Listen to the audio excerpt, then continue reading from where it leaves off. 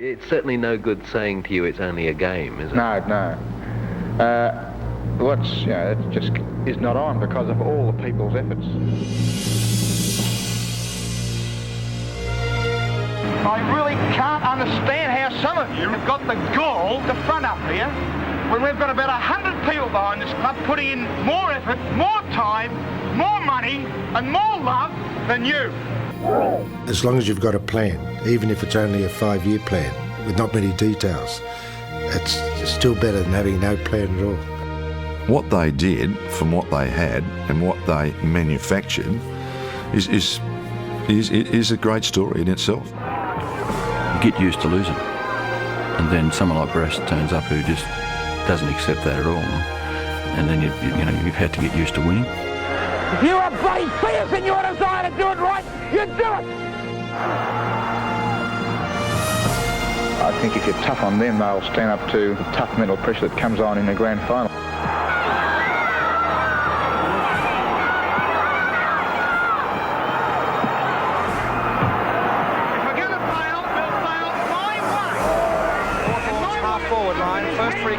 Probably to Keenan, and it's on already as we thought it might be between Keenan and Scott. I really like Ron Barassi. Very fair. Put my head into a locker once in a grand final. Often premierships are won, just by pure desperation, nothing else. That ball to the half-forward flank on the northern side of the ground. Trotters after. The elderly people who'd followed north for 50 or 60, 70 years, to see them crying, they were so happy that they'd finally won a flag. It was absolutely sensational.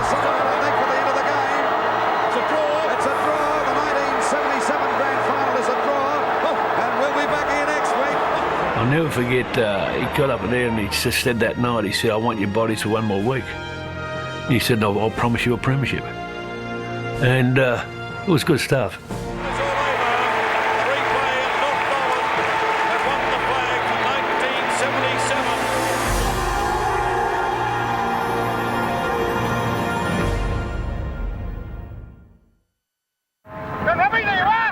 North Melbourne, bottom of the Victorian Football League last year, the only club never to win a grand final, and with a new administration determined to change that in the next 3 years. The early 70s was an incredible period of time for the football club. I go back when we went and won 2 games in the season, but then with the change of rules, with the introduction of a different committee, we're able to introduce players with experience that transferred from other clubs. We had great players come from interstate, and then probably one of the best coaches of all time in Barassi came there, and it just moulded us all into a team that was very successful right through the 70s into the early 80s.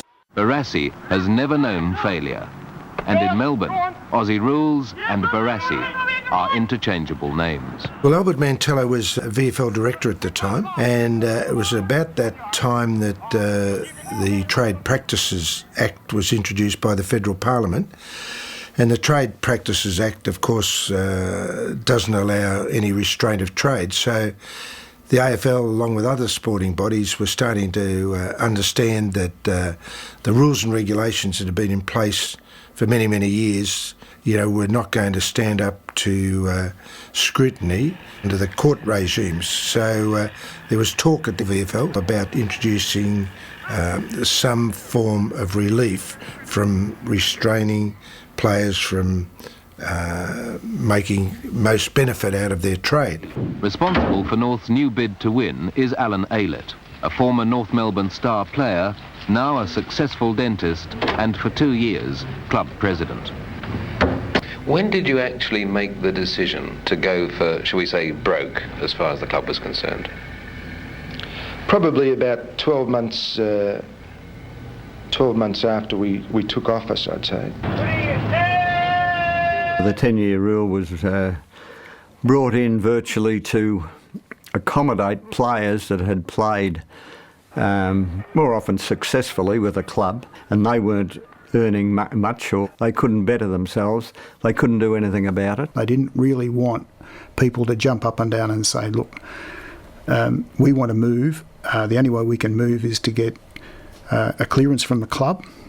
And so they stopped that. They said, right, anyone that's played 10 years or more, they can move to another club. By that stage, Albert was a director at the VFL, and the VFL were becoming increasingly concerned about the legal status of restraint of trade of footballers. And so the 10-year rule was really designed to take the pressure off the VFL in the event that a player challenged the restrictive nature of the rules. And so Albert was alert to that it was going to happen. So over a period of leading up to the rule being adopted, we'd certainly done our homework and were starting to sound out the potentials, where a lot of other clubs might have thought, oh, look, at the end of the day, the rule won't happen. The player won't go, whatever. It's interesting that in those days every club had a delegate, and Albert Mantello was the delegate from North Melbourne on the board of the VFL as it was then. And they knew that this was going to pass, and he sat round that board table when the decision had to be made and voted against it. So to throw them off that they weren't going to be part of it, he said, it's wrong, it shouldn't happen, knowing full well it was going to be 11-1. So we moved on that very, very quickly because taking Albert Mantello's advice, who's a very, very perceptive individual, we were confident that along the line that rule would be brought in, and we'd spoken to most of the qualified players by breaking the rule, actually. We spoke to them and negotiated our position before the rule was actually introduced. So we were ready to go as soon as the AFL introduced the 10-year rule. It came at a time when we only won one game the previous year, so whatever advantage we could get was acceptable. What was your reaction when Arnold was only 14 and North Melbourne said they wanted to sign him up? Were you a bit surprised at this? Well, I didn't really want to give my permission that early, but they thought that he was good enough to play. What is the future for you now, as you see it at the moment? Future? He's heading for marketing management or any type of managing executive job. Now, this is where your name and football will be a big help, isn't it? I think so. I think it's still important to have a position and a job. But does it mean, in effect, then, when you sign with a club, that your future is fairly secure? As long as you play football, they'll look after you? In a way, you got to do the right thing by the club, and if you do the right thing by them, they must do the right thing by you. And if you have your problems at home, they try to solve them for you or help you in a way. Like, divorce, or if you get married, or... Row with your mum? Yeah, that's right. We were very smart. We were well administered, of course, at the time. You know, we were very politically savvy and had movers and shakers behind the scenes, like the Josephs, the Aylets, of course, the Mantellos. And bearing in mind, we were gradually assembling a fairly strong side. We had the basis, or the nucleus of a fairly good outfit. You know, you saw the advent of the Greggs and the Schimmelbushes arrive, the John Burnses, you know, and the two or three others. The David Denchers, of course, what a great star. I had no idea, and I don't think any other place had any idea who the club was speaking to. So it was sort of, once it hit the papers, we were aware then, but up until that stage, no one knew. I think when I say without permission, it was up to people to go and do this. So Ron, in his wisdom, went and got all the records and found out which players were either had completed 10 years or about to in that particular year. And the whole thing gathered momentum, and that brought North back from being right down to right up at the top. North Melbourne were first to exploit that 10-year rule and got some very good players, and that formed the platform of their ultimate success in 1975. They got three of their superstars who were in that premiership who had come from other clubs. Three captains, incidentally. And that's, once the 10-year rule came in, as fast as it came in, it went out. So he managed to get Doug Wade, Barry Davis and John Rantell. And we spoke to a lot of others as well. But those three and Barassi just gave the club an enormous lift and attracted attention, publicity and the interest of a lot of other players who were playing football interstate, the Barry Cables and the like. And the next thing, we had an influx of players, probably 10 or 15 players that either came from interstate, came legitimately through the 10-year rule, or players like Brent Croswell, who crossed from other clubs into the North Melbourne Footy Club. They were cleared by their mother club. People say North were lucky. That is probably true. But Alan Aylett had supervised, managed, whatever you want to call it, North Melbourne from being a easy beat club in the recruiting stakes, particularly if money became involved, because in that 2 years he just absolutely cleaned the slate and they had money in the bank, so to speak. They bought $200,000 worth of experienced footballers and brought out of retirement ex-footballer and coach Ron Barassi. Brass was an integral part. I mean, getting him and getting three captains from other clubs, I mean, how can you do that? I mean, you just don't do that stuff. In those days, the clubs would get an allocation of finals tickets. You know, the club would sell the finals tickets, and when the financial year ended at the VFL, as it was in those days, you'd do your balance and you'd send a cheque off to the VFL for all the finals tickets you'd sold in September. Well, we'd bought Wade, Davis and Rantel with that finals ticket money. And then I had to account to the VFL with that money in the end of October. Some players did move for more money. Others would have moved because they were concerned with perhaps improving their position in footy. And for me, I wanted to do a bit more than I was doing at Essendon. And I really wanted another challenge. And so my opportunity to do that was through this 10-year rule. And I had plenty of offers. I had offers from just about every club, I suppose. But I chose to go to North Melbourne because they were really, really very impressive. And I thought I could make a difference. The three people that I dealt with were Ron Joseph, Alan Aylett, Albert Mantello, and there were plenty of others at North that were really competent people and enthusiastic and passionate about football, and that's what I loved. So, in fact, you know, the previous year, North had finished bottom. They'd won one game, I think. So this was in 72, they'd won one game.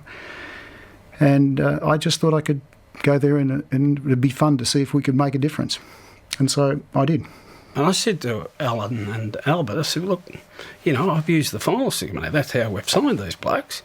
What are we going to do? And so Albert and Alan and I went off to the CBA Bank and borrowed $30,000. I think it was joint and several. I mean, my parents owned my house, so they never got my house, but I don't know whether Lorraine Mantello and Marge Aylett ever knew that their homes were on the line, but that's how it all started. I mean, the money was gone and we had to go and borrow it to pay it back to the league. They actually started the big money, not compared to what it is now, but back then it was big money. It was $20,000 a year. The most I ever got at Richmond as a coach was $8,000. Yep, and I remember when I was getting $8,000, the four highest paid players were getting $8,000. But at the other clubs, they're getting $20,000. And they could take a fella, and this is what happened. I remember Johnny Rantel, one of their stars, we were talking to him because he was a 10-year player and he could go to any club he wanted to. And he said to one of our players, Brian Roberts, you know, the whale? He said, I'd dearly love to play at Richmond. He said, but I'm going to make more money in 1 year than the 10 years I made at South Melbourne.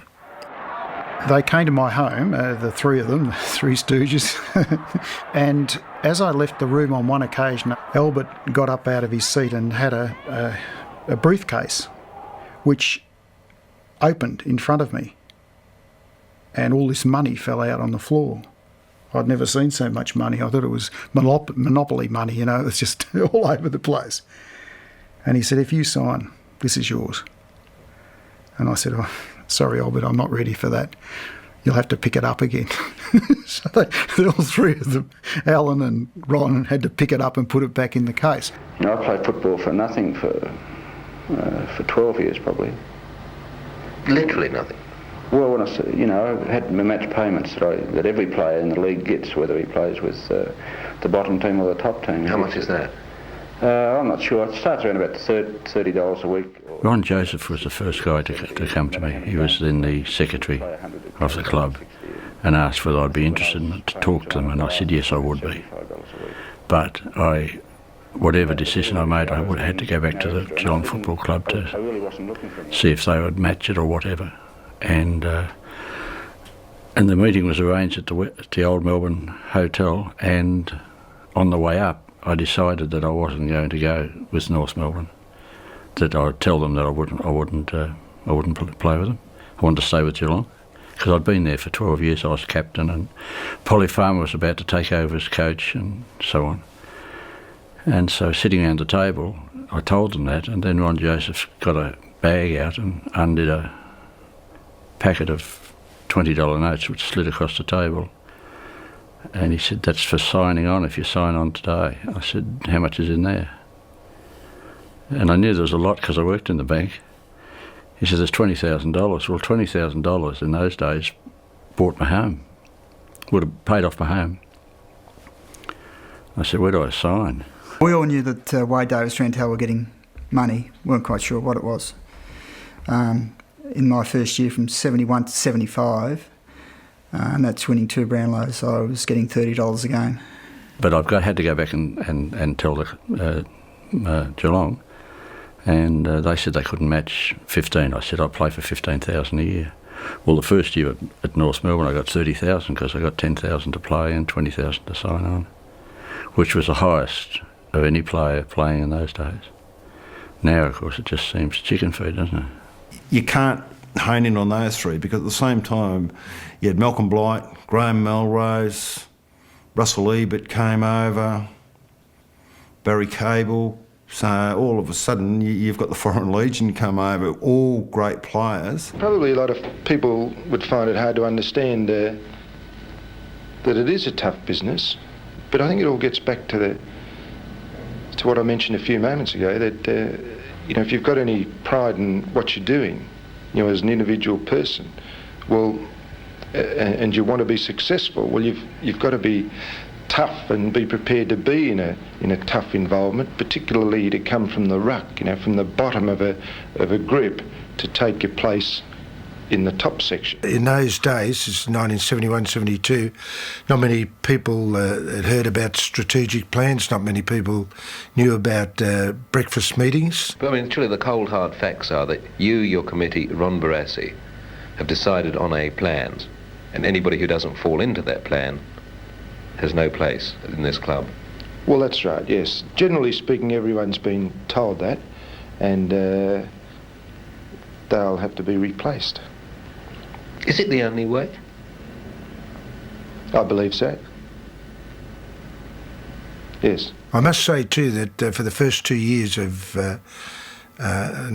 which included Brian Dixon's 2 years, of course, there was some success because the style of play changed from what we'd been used to in the 60s, and Brian Dixon did a lot of hard work, laying the foundations which were there when Ron Barassi arrived. Not a lot of credit has been given to Brian for what happened pre-Barassi. He set the scene for what a football club should be.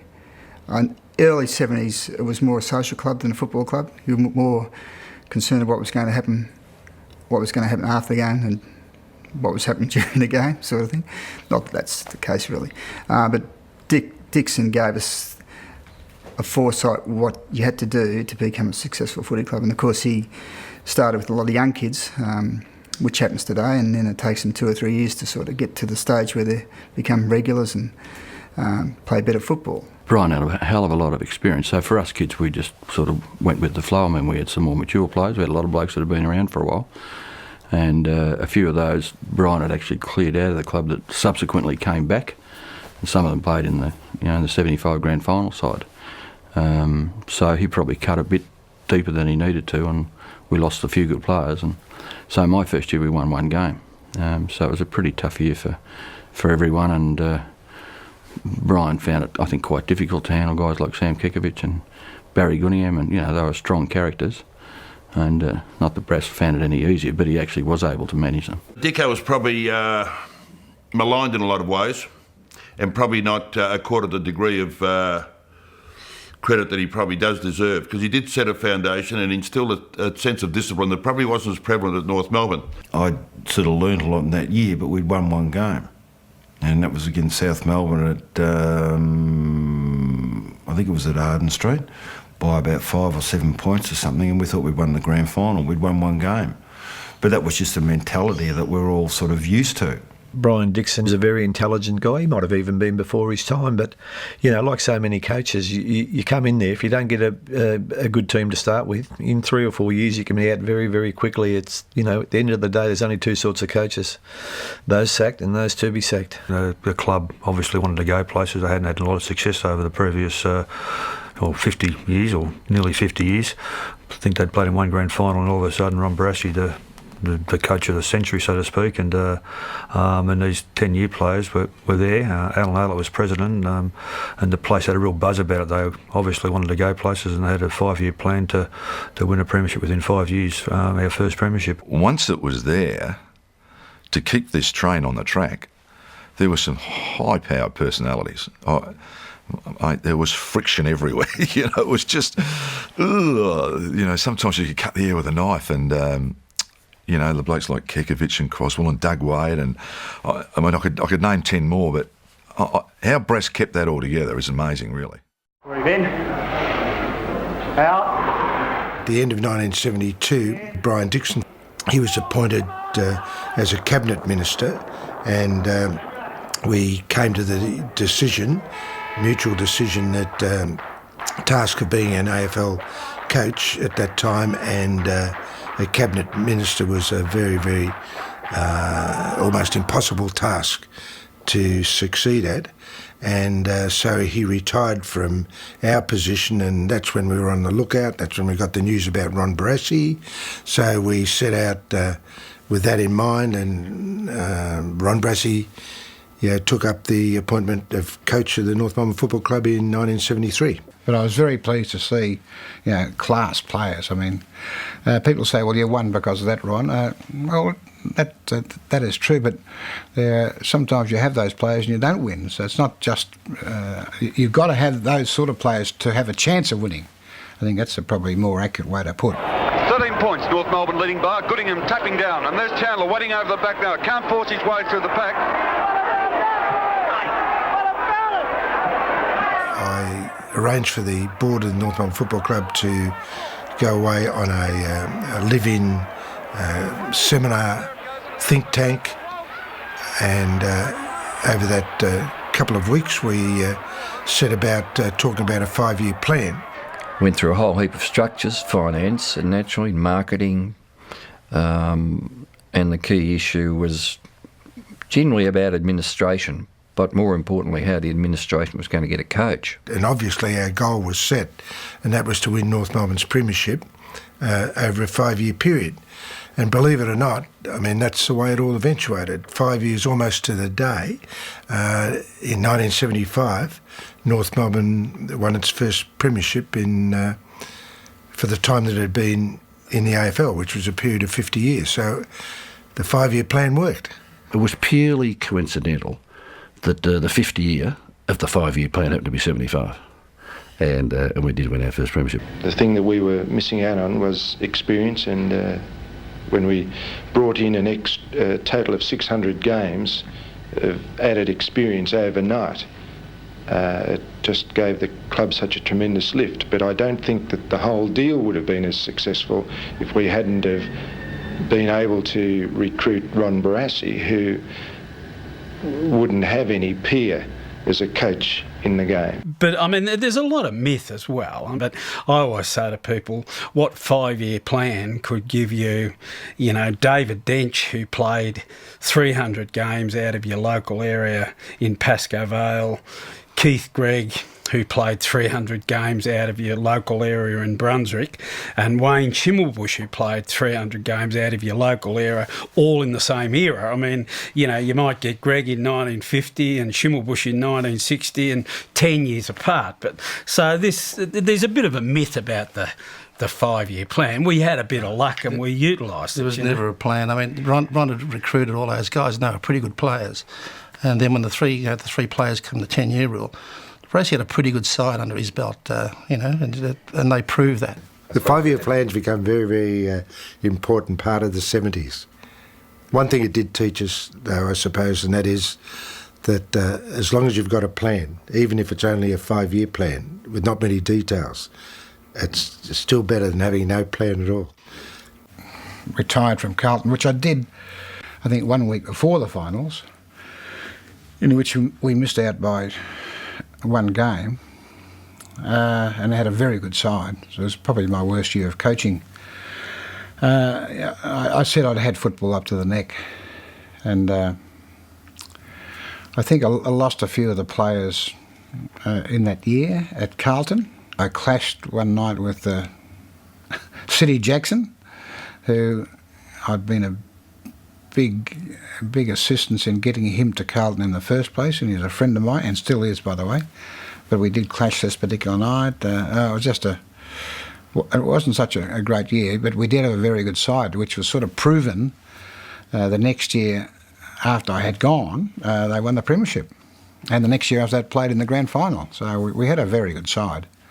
So it was a pretty poor effort of coaching, really. I don't know why you're looking at me like that, mate. You're number 1 just about. If our friends weren't here, you'd cop right out. In 1971, he coached Carlton. They missed the finals, and then Barassi gave it away. And in 1972, he was on the TV.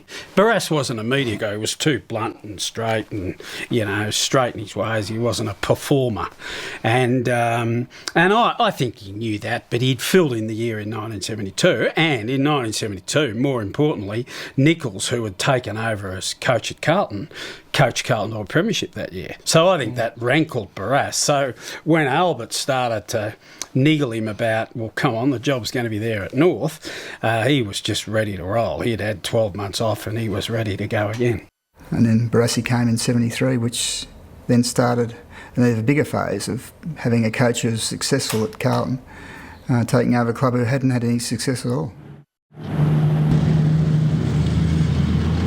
One of the reasons why I think I'd had football up to the neck was that I was trying to run a business that we had 50 people working for us, and I had a commercial showroom in Sydney, one in Melbourne, with commercial furniture. So I was trying to do all that plus coaching. About a year after I had retired, in comes Albert Mantello, and he wanted a desk. So I'm showing him around the showroom, and second-hand desks I want, Ron.